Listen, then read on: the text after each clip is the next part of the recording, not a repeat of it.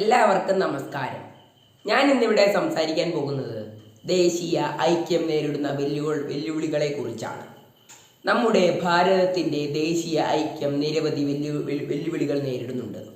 ഉദാഹരണത്തിന് വർഗം, വംശം എന്നിവയുടെ പേരിൽ, ജാതി, മതം എന്നിവയുടെ പേരിൽ, ഭാഷയുടെ പേരിൽ, ഇങ്ങനെ നിരവധി.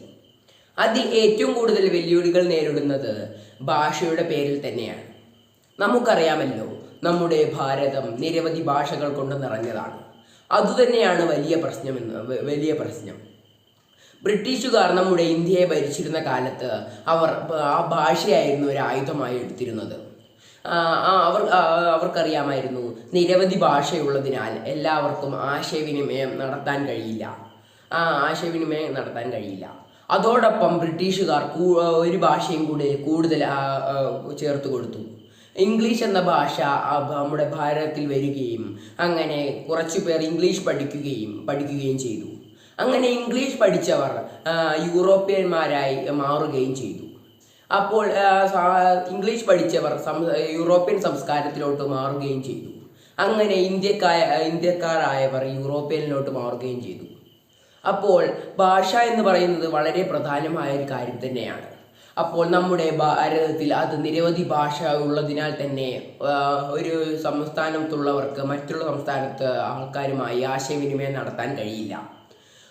സ്വാതന്ത്ര്യത്തിന് മുമ്പും ഇന്നും ഒരു കൃത്യമായ ഒരു ഒറ്റ ഭാഷ നമ്മുടെ ഭാരതത്തിൽ ഇതുവരെ കണ്ടുപിടിച്ചിട്ടില്ല. അതുകൊണ്ട് തന്നെയാണ് നമ്മുടെ ഭാരതത്തിലെ ഓരോ സംസ്ഥാനങ്ങളും ഭാഷയുടെ പേരിൽ തരംതിരിച്ചിരിക്കുന്നത്. അതുമാത്രമല്ല, നമ്മുടെ വിദ്യാലയത്തിലും വിദ്യാഭ്യാസ കാലഘട്ടത്തിലും അതുപോലെ തന്നെയാണ്. നമുക്ക് മൂന്ന് ഭാഷകൾ പ്രധാനമായി പഠിക്കാനുണ്ട്: മാതൃഭാഷ, ദേശീയ ഭാഷ, അന്തർദേശീയ ഭാഷ എന്നിങ്ങനെ. നമ്മൾ കേരളത്തെ ഉദാഹരണമായി എടുക്കുകയാണെങ്കിൽ നമ്മുടെ ദേശീയ ഭാഷ മലയാളമാണ്, നമ്മുടെ മാതൃഭാഷ മലയാളമാണ്, നമ്മുടെ ദേശീയ ഭാഷ എന്ന് പറയുന്നത് ഹിന്ദിയും നമ്മുടെ അന്തർദേശീയ ഭാഷ ഇംഗ്ലീഷുമാണ്. അങ്ങനെ പല സംസ്ഥാനങ്ങളുമുണ്ട്. അവിടുത്തെ ദേശീയ ഭാഷയും അന്തർദേശീയ ഭാഷയും ഒരിക്കലും മാറില്ല. മാതൃഭാഷ മാത്രമേ മാറുകയുള്ളൂ. അപ്പോൾ മാതൃഭാഷ പക്ഷേങ്കിൽ ചില സംസ്ഥാനങ്ങൾ ഇംഗ്ലീഷ് പഠിക്കാൻ തയ്യാറാണ്, പക്ഷേങ്കിൽ ഹിന്ദി പഠിക്കാൻ അവർക്ക് സമ്മതമല്ല എന്നാണ് പറയുന്നത്. അപ്പം നമ്മൾ ഇച്ചിരി കൂടെ ആഴത്തിൽ ചിന്തിക്കുകയാണെങ്കിൽ മറ്റു രാജ്യങ്ങളെല്ലാം അവർക്ക് സ്വന്തമായ ഒരൊറ്റ ഭാഷയുണ്ട്. അവർക്ക് ആ രാജ്യത്തിലെ ഏത് കോണിൽ പോയി സംസാരിക്കുകയാണെങ്കിലും മറ്റുള്ള ആൾക്കാരുമായി ആശയവിനിമയം നടത്താൻ കഴിയും.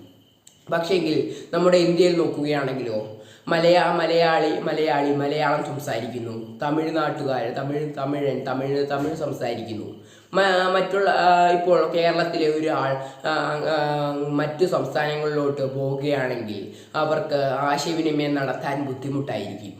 അതുതന്നെയാണ് ഇതിൻ്റെ ഏറ്റവും വലിയ പ്രശ്നമെന്ന് പറയുന്നത്.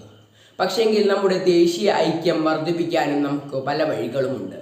അത് നമ്മൾ വിദ്യാഭ്യാസ കാലഘട്ടത്തിൽ തന്നെ നമ്മൾ നോക്കുകയാണെങ്കിൽ, നമ്മൾ കുട്ടികളെ ചേർക്കാൻ പോകുമ്പോൾ ഇവൻ ഈ ജാതിയാണ്, ഈ മതമാണ് എന്നിങ്ങനെ പറഞ്ഞ് ഒരിക്കലും ചേർക്കാൻ പാടില്ല. കാരണം അപ്പോൾ ആ കുട്ടി മതത്തിൻ്റെയും ജാതിയുടെയും അവൻ്റെ മനസ്സിലുണ്ടായിരിക്കും. അതിനു പകരം ഇവരെല്ലാവരും ഒന്നാണ് എന്നാണ് പഠിപ്പിച്ചു കൊടുക്കേണ്ടത്. അതുമാത്രമല്ല, ഇവിടെയുള്ളവർ ബുദ്ധിമാന്മാരും അപ്പുറത്ത് നിൽക്കുന്നവരെല്ലാം മണ്ടന്മാരുമാണെന്നും പറഞ്ഞു കൊടുക്കാൻ പാടില്ല. എല്ലാവരും ഒന്നാവണമെന്നാണ് പറയാനുള്ളത്. അതുമാത്രമല്ല, നമ്മളിപ്പോൾ പാകിസ്ഥാനും ചൈനയും നമ്മുടെ ഇന്ത്യയെ ആക്രമിക്കുകയാണെങ്കിൽ നമ്മുടെ ഇന്ത്യക്കാരെല്ലാം ഒറ്റക്കെട്ടായി തന്നെയാണ് അവരെ നമ്മൾ പൊരുതുക. അതിൽ നീ വേറെ ജാതിയാണ്, അപ്പോൾ നിനക്ക് ഇവിടെ മറ്റുള്ള അവിടെ ആക്രമിക്കാൻ കഴിയുകയില്ല എന്നിങ്ങനെ ഒരു വേർതിരിവുമില്ല. അപ്പോൾ അതുപോലെ തന്നെയാണ് നമ്മുടെ ഇന്ത്യയിലും നമ്മൾ മുൻപോട്ട് പോകേണ്ടത് എന്ന് പറഞ്ഞുകൊണ്ട് ഞാൻ എൻ്റെ പ്രസംഗം നിർത്തുന്നു. നന്ദി.